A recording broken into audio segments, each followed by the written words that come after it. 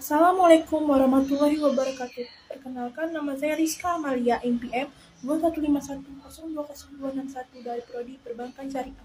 Berdirinya saya di sini untuk memenuhi tugas Qiraatul Quran, yaitu tentang mereview jurnal tentang keutamaan Al-Quran.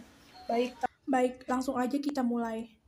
Keistimewaan Al-Quran yang pertama adalah Al-Quran memuat ringkasan dari ajaran-ajaran ketuhanan yang pernah dibuat kitab-kitab suci sebelumnya, seperti Taurat, Zabur, Injil, dan lain-lain. Juga ajaran-ajaran dari Tuhan yang berupa wasiat.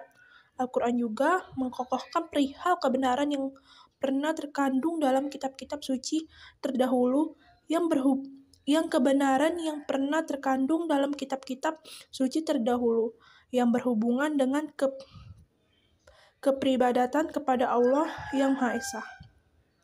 Beriman kepada Rasul, membenarkan adanya balasan pada hari akhir, keharusan menegakkan hak dan keadilan, berakhlak luhur serta berbudi mulia dan lain-lain. Yang kedua itu keutamaannya itu ajaran-ajaran yang termuat dalam Al-Quran adalah kalam Al-Quran yang terakhir untuk memberikan petunjuk dan memberikan yang benar kepada umat muslim atau umat manusia. Nah, inilah yang dikehendaki Allah Ta'ala supaya tetap sepanjang masa kekal untuk selama-lamanya. Jadi Al-Quran itu bakal kekal untuk selama-lamanya. Maka dari itu, jagalah kitab Al-Quran agar tidak kotor oleh tangan-tangan yang hendak mengotori kesuciannya. Yang ketiga, kitab suci Al-Quran dikehendaki olai Allah Ta'ala akan kekekalannya.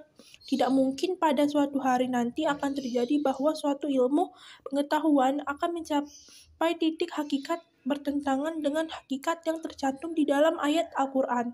Sebab tidak lain karena Al-Quran adalah firman Allah Ta'ala, sedangkan keadaan yang terjadi di dalam alam semesta ini semuanya merupakan karya Allah Ta'ala.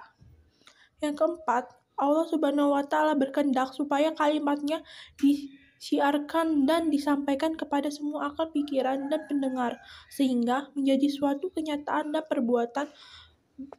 Kehendak macam ini tidak mungkin berhasil kecuali jika kalimat-kalimat itu sendiri benar-benar mudah diingat, dihafal, serta dipahami. Oleh karena itu, Al-Quran sengaja diturunkan oleh Allah Ta'ala dengan suatu gaya bahasa yang istimewa, mudah, tidak sungkar bagi siapapun untuk memahaminya, dan tidak sungkar pula mengamalkannya, asal disertai dengan keikhlasan hati dan kemauan yang kuat. Adapun 9 bagian yang menjadi isi kitab adalah keutamaan membaca dan mengkaji Al-Quran, kelebihan orang-orang membaca Al-Quran, menghormati dan memuliakan golongan Al-Quran, panduan mengajar dan belajar Al-Quran, panduan menghafal Al-Quran, adab dan etika membaca Al-Quran, adab berinteraksi dengan Al-Quran, ayat dan surat yang diutamakan membaca pada waktu tertentu, riwayat penuliskan mushaf Al-Quran. Nah, itu tadi 9 bagian menjadi inti Al-Quran.